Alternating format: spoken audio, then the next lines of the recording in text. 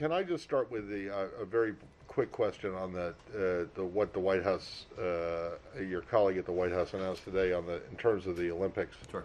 This is being presented everywhere as a diplomatic boycott, but in fact, it's not really that, is it? Because U.S. diplomats will be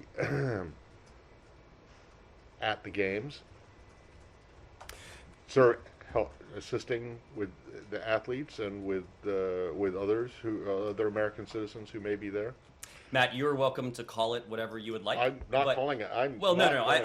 You or anyone. I'm not. I don't mean to single out you, but people are able to call this what they like. For our part, what we announced today is that we will not send any diplomatic or official representation to the 2022 Winter Olympics in Beijing and the Paralympic Games, given the PRC's ongoing genocide and crimes against humanity in Xinjiang, as well as other human rights abuses. Now, of course, that does not modulate at all our support for Team USA. We will be behind them 100%. We will be cheering them on.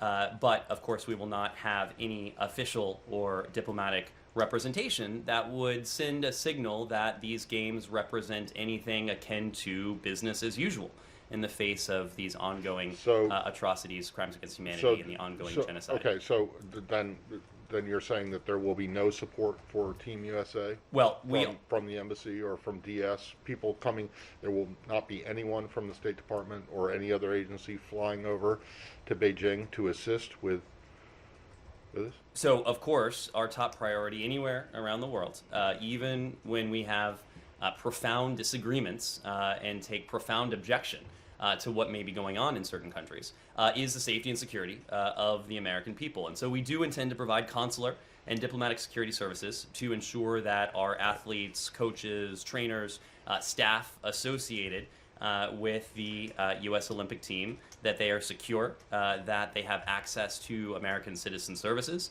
that we provide as a routine matter, of course, to all Americans overseas. But this is a separate matter from official diplomatic representation at the Games. But despite the fact that the President or the First Lady or the second, the Vice President or the second gentleman won't be, or anyone else will be there, about how many U.S. diplomats do you think will be deployed to assist with Team USA? I don't have an estimate to offer at this time. Rough, we obviously rough number. Going back to looking at previous Olympics, whether there has been a diplomatic boycott or not. About how many are we talking about? Matt, I don't have those historical figures at my fingertips. What I can tell you, though, is that, of course, we do have a large mission in China, given the expansive and consequential nature of this bilateral relationship. So on any given day, today included, we do have a large number of Americans on the ground in Beijing and elsewhere throughout China who can support American citizens, who can provide those American citizen services. You are correct that with major events like this, that presence does typically increase. But today, I don't have any update to provide other than to reiterate that, as you heard from my colleague at the White House, we will not have any diplomatic or official representation at the Games owing to the ongoing genocide and crimes against humanity. But you will have diplomats at the Games, right? We will, of course, have diplomats in China. Okay, thank you. No, at the Games. Matt, this is really arguing over semantics here. It's frankly not. I want to know if your decision not to send anyone means that there's not going to be any support. And what you're telling me is that there will be support. We, of course, will provide American Citizen Services support to our athletes, coaches, staff. Yes. Francesca. Follow up on that. Yes. As you know, many in Congress, and not only in Congress, the Secretary's predecessor were calling for much more tough stances like total boycott of the Games, even by U.S. Athletes, and does this diplomatic boycott mean that this is it, or will there be other measure to other forms of boycott? Do you support calls by some in Congress to prevent U.S. entities to sponsor events at the Olympics? Is there anything else going to confront the what you call the genocide in Xinjiang?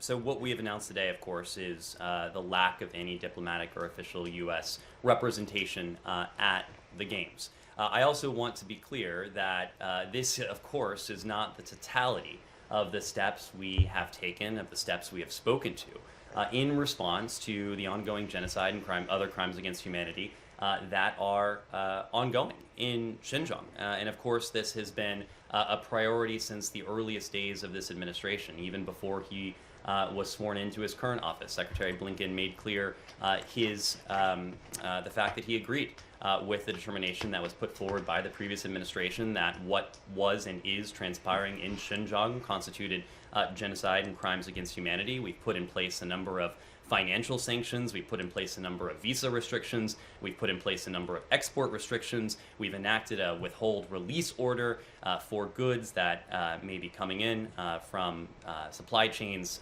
using forced labor. We've put out a business advisory. We have hosted a number of UN side events. We have ourselves galvanized joint multilateral statements with the international community. And I think that last point is quite important because it speaks to one of the core strengths of our approach. When the United States speaks, when the United States takes action, the world listens. But when we speak and when we take action with the world at our side, as we have consistently done in the context of Xinjiang, whether it's in the context of the sanctions we announced together with some of our closest allies and partners in March, whether it is in the context of the G7 communique that had quite strong language put forward on the genocide and crimes against humanity ongoing in Xinjiang that came together in June. We have done this consistently. And I think that really is a hallmark of the approach we have taken vis-a-vis the PRC. It is not just the United States taking these actions, but we are often acting in concert, in close coordination with our partners and allies, which obviously will inevitably carry greater consequence and have more impact. Barbara. Sure. Go ahead, Francesco. Just another follow-up. You were mentioning the international community and how much you consult on with them on that. And over the last 6 months, when we were asking you would you do any kind of boycott, you were saying we will consult and coordinate with our partner and allies.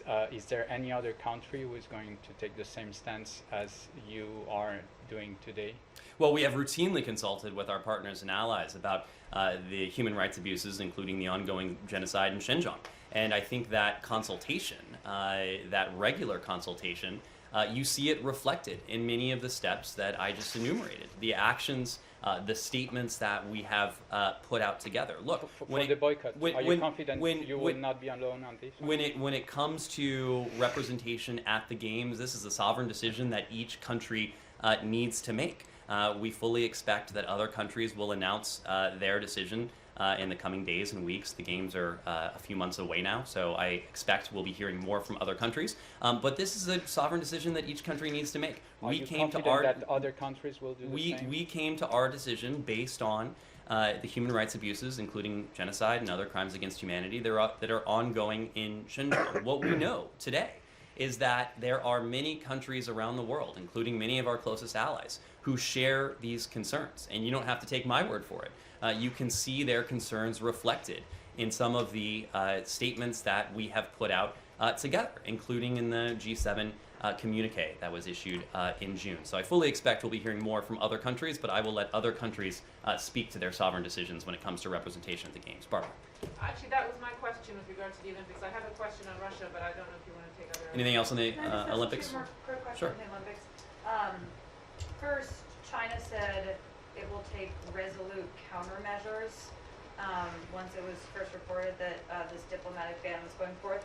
Are you guys concerned at all that this could turn into a tit for tat that isn't actually based on the substance of the genocide and what is actually going on in China? Look, I don't have a reaction to the PRC's reaction. That itself would get into a cycle. What I will say is that our approach is predicated on these genuine concerns that we have. Our concerns And the approach that we announced today is substantive, it is real, it is concrete. I don't want to try and preview, try and divine what we might see or hear from the PRC going forward. That is up for them to say. And then just one other thing, American companies that are backing the games, sponsors and the like, is there any message to those companies, or are you allowing them to go forth with their business interests, front and center? Well, we have gone to extraordinary lengths to send unambiguous messages to the international community, and that includes the private sector, about the concerns that we have with the human rights abuses that are ongoing in Xinjiang. We have done that by speaking out very publicly, by enacting sanctions, by moving forward with withhold release orders, with other steps that the Department of State, the Department of Treasury, the Department of Commerce, the White House, and others have put forward in response to what we have seen take place and what we have seen ongoing in Xinjiang. So the private sector has at its fingertips, and that this includes American companies, a large volume of information of the concerns that the United States has put forward, that we have put forward together with our partners and our allies. And it is up to them to make their own decisions about their practices in relation to what we have very clearly said is ongoing in Xinjiang. But that's a general message. What is your message to them about the Olympic Games specifically? Do you want them to join the Biden administration in boycotting these games? We want the private sector to be fully cognizant and to operate with full information with regard to what is transpiring in Xinjiang. It is not in this country, unlike other countries, the role of the government to dictate the practices that the private sector should adopt. But what we have done is put the private sector in a position to operate with full information. And we have engaged behind the scenes with the private sector as well. So again, it's not for us to dictate, but it is for us to make sure they're operating with a full sense of the information. Yes, Will. Yeah. When did you notify Beijing about this decision, if you did notify them? And would the State Department prefer to have an ambassador in place for the games, Ambassador Nick Burns, or at moments like this? How important do you think that is? It's a diplomatic boycott, or whatever you want to call it, as Matt points out. But there could be incidents that arise then, I assume. So this decision was rolled out over the past couple days. We've notified relevant stakeholders, but I don't have specifics to offer publicly in terms of what that entailed. To the general point, we absolutely would benefit, and I'm using the we in an expansive sense. The United States would benefit from having in place a Senate-confirmed ambassador in Beijing and other capitals around the world. Look, the point about our relationship with Beijing is worth emphasizing here. This is the most consequential bilateral relationship we have. It is a complicated relationship. It is a relationship that requires engagement to ensure that this competition, which at its core we want to make sure is fair, we want to make sure the American people, American companies are operating on a level playing field, but to ensure that this competition doesn't veer into conflict. It's about establishing those guardrails to ensure that this remains competition, and to ensure that that competition is flat for the American people, for our partners, and for our allies around the world. And so, yes, we would absolutely benefit from an ambassador in Beijing. We would tremendously benefit from an ambassador as talented, as experienced, as respected as Nick Burns. For those who couldn't hear, Matt maligned his sports preferences, but that's neither here nor there. Nick Burns is someone in whom the president has full confidence, as you saw from his nomination, someone in whom the secretary has full confidence, someone the secretary knows well, and we would absolutely benefit from having soon to be, hopefully, Ambassador Burns in place in Beijing. But the point remains across the board. No other country in the world, whether it is an ally, whether it is a competitor, whether it may be an adversary, would handcuff itself in the same way that we have handcuffed ourselves when it comes to our diplomatic representation around the world. We are grateful to have in this department a number of extremely capable and talented chargés around the world who have been called upon to take on the role of essentially ambassador in this vacuum that is before us. But no other country would handcuff themselves in this way. It does not further our national security interests. It does not further our foreign policy interests. It certainly does not further any sort of progress on the very, I would say, narrow issues that certain members of Congress have flagged and have put forward when trying to explain what I would say is the inexplicable. Their unwillingness to allow the United States to operate with its full team on the field. So this is something we are treating as the utmost priority here at the department because it is and has to be a priority for this department to have our full team on the field, to have everyone we can in place, working for, fighting for, protecting the interests and the values of the United States and the American people. Barbara, let me move around a little bit. Yes, please. So this is Oh, sorry. Did you have a follow-up? Well, I'm just wanted to bring up the question on Russia because then. Anything else on Beijing? Great. I do, but I'll go back to Okay, Russia. Go ahead. So a senior administration official has said that President Biden is going to tell President Putin that there will be very real, genuine, meaningful, and enduring costs if Russia decides to invade Ukraine. I wonder if you could say anything further about what makes you at all confident that this would have any impact when previous rounds of sanctions have not. And secondly, there was a question about Russia's demands for a legal agreement regarding the limiting of the NATO expansion, to which Mr. Blinken and White House officials have said that the U.S. consistently supports the principle that every country has the sovereign right to make up its mind about this. But seldom is mentioned the fact that the U.S. actually promised the Russians in 1990 that they would not expand to the east. James Baker, not 1 inch eastward. So how do you reconcile that with your response to the concerns of the Russians? So let me start with your first question.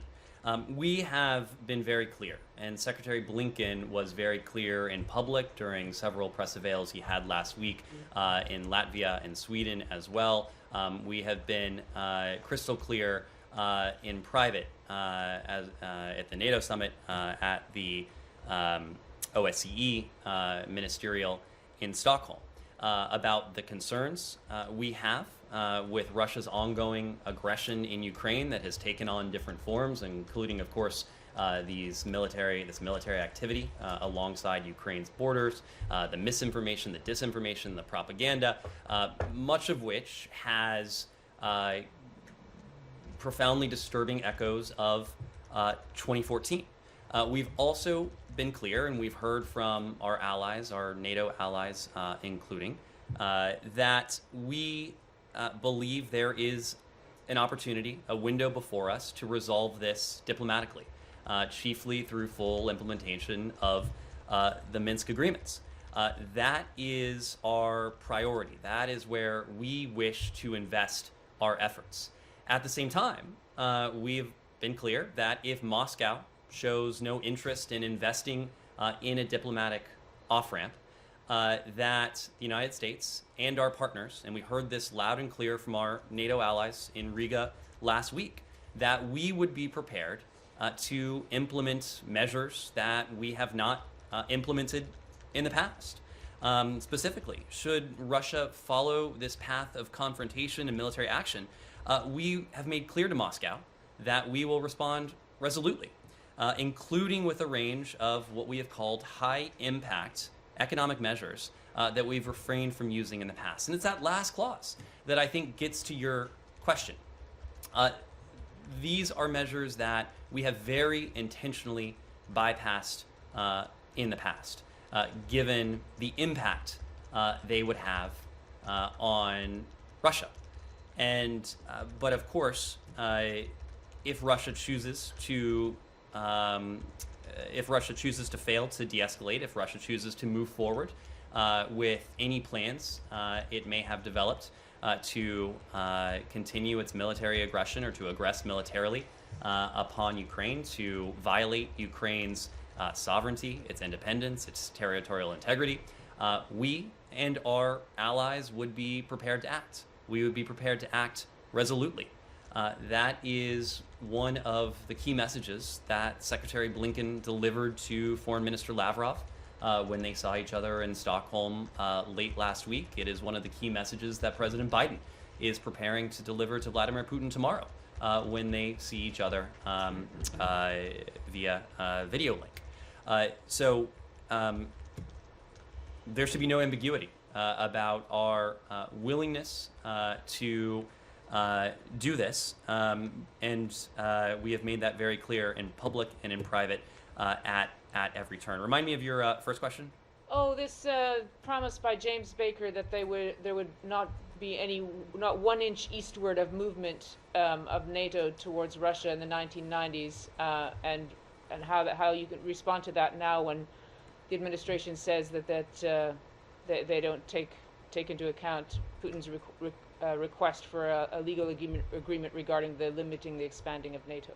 Well, look, we have been clear, as have past administrations of both parties, that NATO has an open door, and we are committed to the open door policy that was put forward in Bucharest, that NATO should remain an option to aspirants when they are ready and able to meet the commitments that are spelled out, as well as the obligations of membership that are spelled out, meaning specifically that they are able and willing to contribute to security in the Euro-Atlantic area.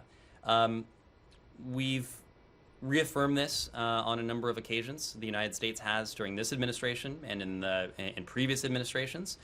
In the 2021 NATO Summit communique, we made clear that we support Ukraine's right to decide its own future. No one else should have a veto over what NATO decides to do, what a country like Ukraine seeks to do, that Ukraine specifically has the right to decide its own foreign policy course free from outside interference. This is a very core tenet of the rules-based international order that the United States has protected and defended and promoted around the world. It's not unique to the border demarcations between Russia and Ukraine. We've talked about this in other contexts as well, including most notably perhaps in the Indo-Pacific context. It's that Mr. Baker made a mistake in making that promise, or the U.S. government doesn't consider that a promise broken, or at least that understands why the Russians would be responding this has been long-standing policy of the United States, going back administrations. It's been long-standing policy of NATO for years now, going back and most acutely reflected in Bucharest. So this is not a new pronouncement we have put out. I want to also be clear about one other thing. NATO is a defensive alliance. It is defensive in nature. It's defensive in orientation. The idea that NATO or an aspirant country like Ukraine could pose a threat to Russia, I think as Secretary Blinken said last week, it would be laughable were the situation not so serious. So again, we have heard some of the same chatter from Moscow, chatter that to us sounds awfully pretextual, sounds an awful lot like what we might have and what we did in fact hear in 2014 in advance of Russia's previous military incursion into Ukraine. We know this is part of the Russian playbook, and we know it because we've seen it before. We know it because we've heard it before. We also know it because we're detecting it.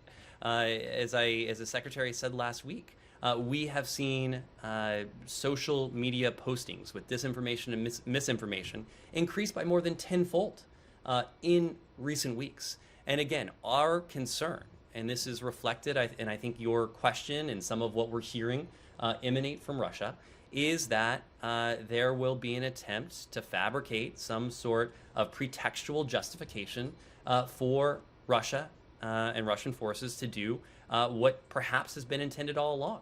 So right now, we believe that there's a window of opportunity for us to engage diplomatically, as we've done with our NATO allies, to engage diplomatically with our Ukrainian partners, but also to engage diplomatically with the Russians. And we've done this already at senior levels. Of course, we've already engaged President Putin on this. President Biden will speak to him tomorrow. Secretary Blinken last week spoke to Foreign Minister Lavrov as well. But, hold on a second. I think that what Barbara's making the point about James Baker's comment about not one word is not necessarily Ukraine in the future, but the fact that NATO has already expanded eastward after that promise was made. Poland, Czech Republic, Hungary, Baltic States, and you might say that NATO is a defensive alliance, but the Russians, you can believe them whether you want to or not, but they don't see it that way. And they look at what NATO operations in Serbia, NATO operations in Libya, and not saying as not being defensive in nature. So just to make that point, that it is not necessarily Ukraine that's here; it is the past. And then just the one thing that I hope you can answer is the Secretary speaking with President Zelensky today? So on that, the Secretary, as I was walking out here, was on the phone with President Zelensky.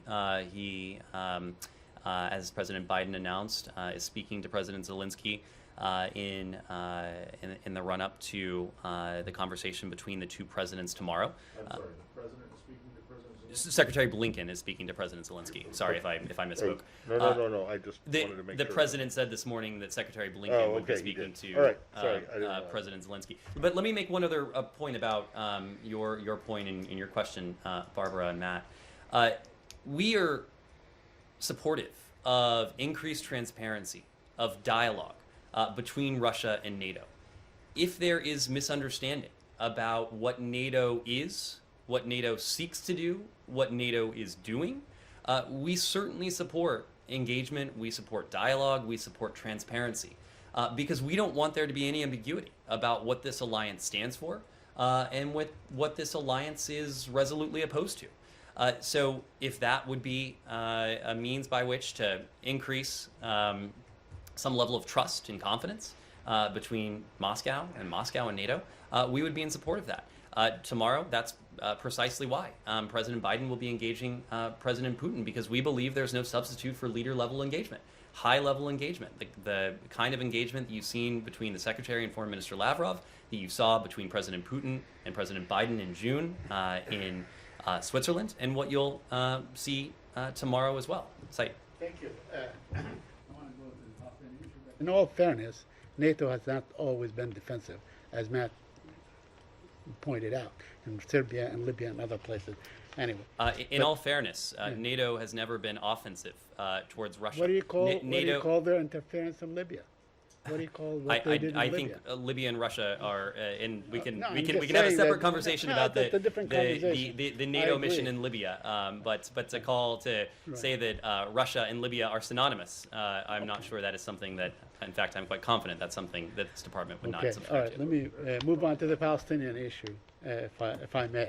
Okay, I want to ask you, what is the status of the reopening of the Jerusalem consulate? Where are we? We've been very clear in terms of our position on this. I don't have an update to offer. Why not? Why not have a, let's say, on this date, next March 21, whatever it is, we shall reopen the Jerusalem embassy. What stands in making a statement like this, pointing out a time when the consulate is likely to reopen? This is something that we're working on, Saeed. It's something that we've spoken to. We have been quite clear about our position, but again, I just don't have a tactical update to provide. Okay, let me also ask you about the visa waiver for Israeli citizens. What is the status of the waiver for Israeli citizens, and how does Israel's treatment of Palestinian American work into this waiver? I think we've spoken to this before in the context of a high-level Israeli delegation that was here in Washington, D.C. a couple months ago. We continue to support steps in the bilateral relationship that support both the American people and the Israeli people. And one such step, we believe, is working together towards Israel fulfilling the requirements that are laid out in the visa waiver program. This is a determination that the Secretary of Homeland Security, in consultation with the Secretary of State, is authorized to make. And the Secretary of Homeland Security, in consultation with Secretary Blinken, will be in a position to determine when a country has met all of the requirements that have been set out by the visa waiver program. So in the course of those requirements, we take a look at the totality of the conditions of conduct, of actions, and all appropriate factors will be weighed. Mm-hmm. And lastly, it's been reported in the Israeli press that Secretary Blinken spoke with Prime Minister Bennett and basically told him to cut it out on expansion of settlements and so on. Could you share the content of that conversation with us? Whether there was really a stern kind of rebuke or statement by the Secretary of State on the issue of settlements? Well, we issued a readout of this call last week. We made clear that they had an opportunity to discuss this is my first opportunity to ask you about them. Well, of course, they had an opportunity to discuss Israeli-Palestinian issues, regional issues, of course, Iran among them, as well as COVID-19. Secretary Blinken, I believe, was asked about this in Europe last week. He characterized it as a good conversation. But our position when it comes to settlement activity is clear, and it has not changed. We continue to believe that it's critical for Israelis and Palestinians to refrain from steps that exacerbate tensions and that otherwise undercut efforts to advance and negotiate a negotiated two-state solution. Yes. So Germany is becoming a new government, and with our new foreign minister Annalena Baerbock, who is a long-standing opponent towards Nord Stream 2, I wonder what the expectations are from Secretary Blinken, especially given the situation in Ukraine, to finally kind of stop this project. Well, your incoming foreign minister, a long-standing opponent to Nord Stream 2, is going to have a counterpart here who is a long-standing opponent to Nord Stream 2. So in that sense, they will share that view. We've had an opportunity to discuss Nord Stream 2. We've had an opportunity to discuss a whole suite of issues related to Russia's ongoing aggression against Ukraine and the potential that Russia might seek to use other tools at its disposal to attempt to destabilize or to intimidate or to coerce Ukraine. And of course, we look at Nord Stream 2 in that context. It's precisely why we worked with the Merkel government so concertedly over the course of many months to arrive at the joint statement that together our countries put out in July, I believe it was. More than just words on a piece of paper, it was a very comprehensive plan that laid out the ways in which Germany committed to supporting Ukraine's energy independence, to supporting Ukraine's energy transition, and to taking steps that would make very clear to Moscow and to anyone else that if the Russians attempted to weaponize energy, if they attempted to exert influence over Ukraine using Nord Stream 2, they would be prepared to take steps, including at the national level, including sanctions, in a response to that. So we've continued to discuss these issues with our German allies, with our Ukrainian partners, and I fully suspect we'll have another opportunity soon to discuss it with our German counterparts. Follow-up, might this be part of the conversation tomorrow with President Biden and President Putin, Nord Stream 2 and possible sanctions? Might this come up? I will let the White House characterize, I imagine, after the call what was discussed. But as you heard from the White House earlier today, the agenda, of course, will include Russia and Ukraine. It will include other issues like strategic stability. It will include Iran. It will include other bilateral issues as well. But I expect the White House will be speaking to the call after it takes place. Yes? So Secretary Blinken and you were recently in Latvia. right? I hope the trip went well. Very well. 40% of population Latvia Russian speaking, and spokeswoman of Russian Ministry of Foreign Affairs, Maria Zakharova, often condemns the discrimination of Russian-speaking population, eradication of education in Russian languages, and persecution of journalists. A recent case is the case of journalist Yuri Alexeyev, who was sentenced for 1 year and 2 months for which seems to be a politically motivated case. So State Department often criticizes countries like Russia, China, and Belarus for violation of human rights. So the question is State Department ready and willing to apply the same standards on US allies and partners like Latvia is, as it applies to other countries, and ready to criticize them in case of violation of human rights and put aside those double standards? Well, our standards are not subjective. Our standards are universal in their applicability, and they're universal in the way we apply them. And so whether the country is a friend, whether it is a competitor, whether it is somewhere in between, our standards are our standards, and our values are our values. When it comes to Latvia, we're very fortunate that we share common values with Latvia. Next year, I believe, will mark 100 years of diplomatic relationship with Latvia. Never recognized Soviet occupation of Latvia, stood with the Latvian people during the darkest days of the Cold War, and Latvia has emerged from those dark days of the Cold War as a leading voice in Europe for many of the shared interests and the shared values that unite us. I'm not familiar with the details of that case, but if we have a reaction, we'll be sure to pass it on to you. And I'm sorry, there are a dozen other journalists are being under investigation right now in Latvia. Thank you. There's a report just come out on missile attack over Riyadh, Saudi Arabia. Wonder if you have anything on that. It's only just come out. I saw very initial reports as I was coming out here. Of course, we have made very clear that we stand with our Saudi partners who have, for quite some time, endured terrorist attacks by the Houthis in Yemen. I don't have a specific reaction to the report you mentioned just because I don't have the full information in front of me, but certainly we have seen a pattern at play where the Houthis have demonstrated through their actions on the ground, including their offensive against Marib, through their continuing attacks against Saudi Arabia, including attacks that have the potential to inflict grievous harm on civilians in Saudi Arabia. That at the current moment, they are the obstacle to diplomacy. They are the obstacle to finding a resolution to this conflict. And if it turns out that what we've seen, the reports we've seen over the past hour or so are another Houthi attack against our Saudi partners, of course, we will condemn that in the strongest terms, just as we reiterate our support for the security and the safety of Saudi Arabia.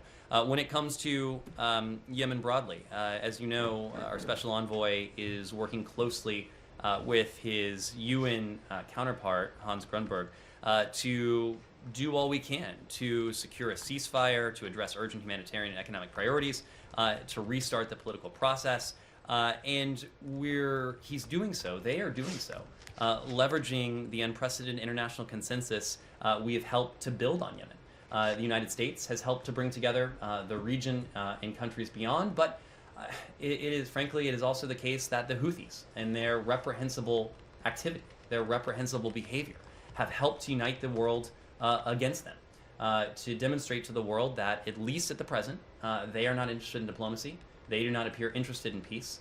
It is our goal to change that, working with our Saudi partners, working with the Republic of Yemen government, working with other partners in the region, including Hans Grunberg and the UN, to jumpstart this diplomatic process, to see to it if we can put in place a ceasefire, to see to it if we can increase humanitarian access to the people of Yemen. Because after all, it's the people of Yemen who are suffering the most, and who are suffering the most primarily from what we have seen from the Houthis, from their ongoing offensives, from their unwillingness to allow sufficient flows of humanitarian aid into parts of the country that continue today to represent and to entail the world's worst ongoing humanitarian catastrophe by many analyses and by most estimates. So this is something we continue to treat as a priority, and we'll update you as we have. And yet, after that whole spiel there, you still think it was a good idea to take them off the FTO list? Matt, we do not make any apologies for. I'm not asking you to make an apology. You still think it was the right idea? I mean, you say you want to put pressure on them to change, and yet that would seem to be one lever of pressure that was there. The blanket designation was not centered solely on the Houthis. It implicated, the people of Yemen that I was just referring to. We don't make any apologies for seeking to improve the lives and the welfare of the people of Yemen who are resident in a country that represents the world's worst humanitarian catastrophe in terms of hunger, in terms of deprivation, in terms of access to food, to water, to other basic supplies and essential services. What we have done, rather than enact a policy that in some ways was punitive against an entire people, we instead have enacted targeted sanctions against individual Houthi leaders, holding those who are responsible for some of these actions, including the actions against our Saudi partners, responsible for their reprehensible conduct. Do you have anything to say about the apparent release of several more of the abductees in Haiti? Well, I understand the missionary group in question has released a statement, and we can confirm that 3 of the hostages were released. This is something that we continue to treat with the utmost priority ever since these individuals were taken captive. This is today. You're talking this most recent. That's correct. That's correct. And so, of course, a number of U.S. citizens remain hostage in Haiti. We're continuing to work at the highest levels with the Haitian government, continuing to work as an interagency and together with our Canadian partners to do everything we can to see to it that the remaining hostages are released as soon as possible. She can go. I think she was raising her hand, but I have 2 more. But I think you'll only need 1 word to answer both of them. I look forward to that. A question on Afghanistan. Sure. The crisis group today released a report with some of the statistics that we've already heard about projections that up to 1 million children could face death through starvation in the coming winter months. They also put out recommendations today suggesting what the US, Europe, and other international institutions can do to keep Afghanistan from imploding without endorsing the Taliban itself. And other humanitarian groups say humanitarian aid to Afghanistan is like a band-aid at best, and that unless there is aid beyond humanitarian assistance, millions of people will die. So they've been saying the same thing. So why not resume assistance that's been cut off, or for the so-called humanitarian plus initiatives? For example, salaries for doctors and teachers, and even USAID programs to supply hospitals with electricity, at least in the coming months. Well, we share, and we've been very vocal about many of the concerns that you just enumerated from these outside groups. We're very concerned, as you've heard from Tom West, as you've heard from others in the department, about humanitarian situation in Afghanistan that only seems to be deteriorating. This is the result of many things: years of war, drought, and of course the Taliban's forced takeover of the country and the continued absence of a functioning financial system. All of them have come together in this confluence and have produced a severe humanitarian crisis that we are witnessing now. You know, I think the fact is that even before the Taliban took over in Kabul, Afghanistan's economy, it was impaired by many structural impediments. The Afghan people were left to rely on international aid and international assistance for some of their basic services. International aid, I believe it is, funded 75% of Afghanistan's public expenditures and represented about 40% of the country's GDP.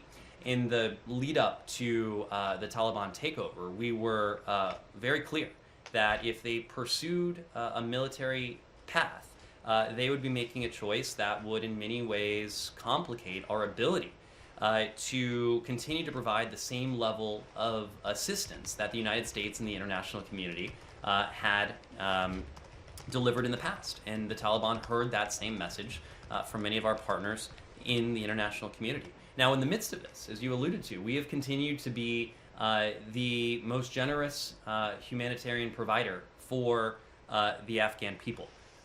So far, we have provided nearly $474 million in fiscal year 2021. We've provided more than $4 billion since the United States engaged in Afghanistan in 2002.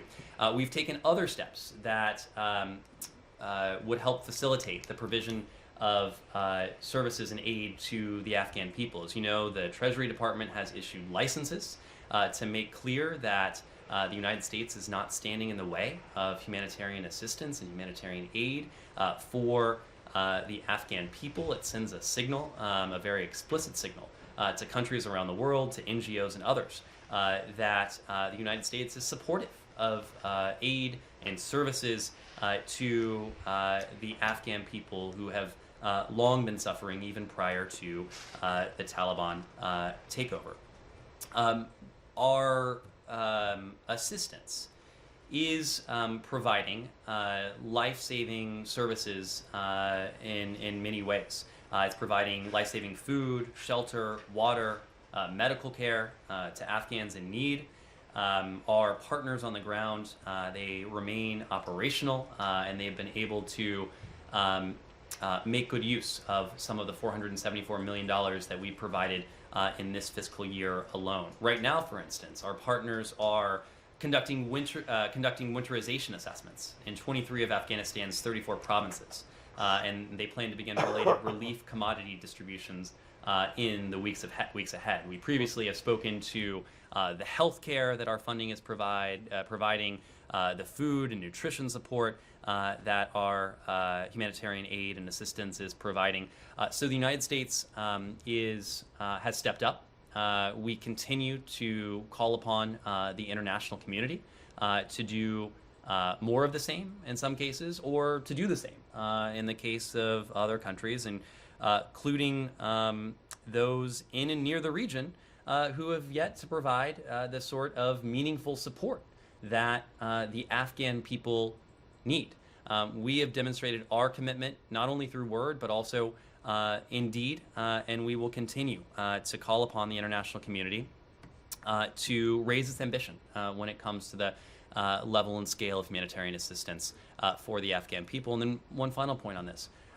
In our engagement with the Taliban, we have made very clear to them, and we made clear to them before they took over Kabul, and certainly after, including last week when Special Representative for Afghanistan Tom West met with senior Taliban delegation, that we would be looking to the Taliban's conduct in key areas, and that includes in human rights. It includes in terms of their counterterrorism commitments. It includes in terms of providing safe passage to Americans, LPRs, and to others who wish to leave the country. And it includes in terms of a government that is inclusive and representative of the people of Afghanistan. That those criteria, among others, would really form the backbone of what we are or not able to do with any future government of Afghanistan. That in no way changes the decisions that the Taliban makes, in no way changes the decision that we will make in terms of our humanitarian assistance to the people of Afghanistan. But if the Taliban are looking for a deeper relationship with the international community, including the U.S., it's their conduct that we will look to in terms of devising what that might look like. So, all right. Winterization assessment, it's December, Ned. It's Afghanistan. Matt, these have been It gets ongoing. These have been ongoing. But boasting about this now is something that you're doing for winterization assessments for people who live in very cold conditions. This was not a boast. This was not a boast. It was descriptive in terms of the kinds of services we're providing. Am I correct in thinking that nothing really has changed much in your position or your understanding of where the Iran talks are, or where they will resume, if they do resume, from the call that was done on Saturday? That's right. That's right. Okay, so everything is the that same there- as it was there, on Saturday. There has been no Okay. change. For us, it is much less important about when they resume, but how they resume. All right, And importantly, that the Iranians return to Vienna prepared to negotiate in good faith with the other members Okay, of the P5+. and then just lastly, on the back on the Olympics diplomatic boycott, quote unquote. You said in your response, I think to Kylie's question, that the U.S. government does not have the ability to tell private sector organizations what to do, but that's not the case. In fact, in 1980, the U.S. government told the U.S. Olympic Committee that it couldn't send athletes to the Moscow Games because of the Soviet invasion of Afghanistan. Correct? So my question is this. Was there a calculation made in this administration that what's going on in Xinjiang now is less bad than the Soviet invasion of Afghanistan in 1979? Look. First of all, I don't want to say that this is apples and apples. It is private sector. This is not but it's 1980. a private sector. I know it's not 1980. Yes, in fact, thank God it's not 1980 for many reasons. But that was an instance where the U.S. government told a private sector organization what it could do, and you said that you can't tell private sector organizations what to do as it relates to China. My point, Matt, was this is not a command economy. We have a vibrant private sector. We have a private sector that's going to make its own decisions. Our goal it's in all not of a this, command economy until you guys decide that you want to make it a command economy. Well, there's all sorts of stuff that, and I won't get into it because it's political. But I'm talking about foreign policy wise. You can tell companies that they can't do business in a certain place if you want to. Look, you can tell the International Olympic Committee that it can, or the U.S. Olympic Committee, sorry, that it can't send athletes to a certain country to participate in the Olympic Games, or at least you have in the past. Whoops, sorry. Kylie posed the question in the context of private sector U.S. companies. I was responding in the context of private sector U.S. companies. But again, this is not 1980. What we announced in 1980 was something distinct from what we're talking about today. What we're talking about today is an approach that we believe is appropriate given the human rights abuses, including the ongoing genocide that is taking place in China and Xinjiang. But it is also something that doesn't punish our athletes who have trained in many cases for years and whom we look forward to cheering on, hoping they will return. So are you suggesting that the Carter administration or that President Carter made a mistake? I am not offering an opinion. Moscow Olympics. I am not offering an opinion on a decision. Punished American athletes on a decision that took place 41 years ago. When you were. How old was I in 1980? Could I ask a question on UAE very quickly? Sure. Mahmoud bin Zayed, the National Security Advisor for the Emir, the President of the United Arab Emirates, is in Tehran today, or was in Tehran today. He spoke about a new page in relations. There's also a great deal of diplomatic activities going on. The MPS will be going, I guess, to Qatar and all these. What kind of comments you have on all these, diplomatic acrobats? We believe in diplomacy. We believe in dialogue. We believe in dialogue and diplomacy that further the goal of de-escalating tensions across the region. If it helps to achieve that goal, it's something we certainly support.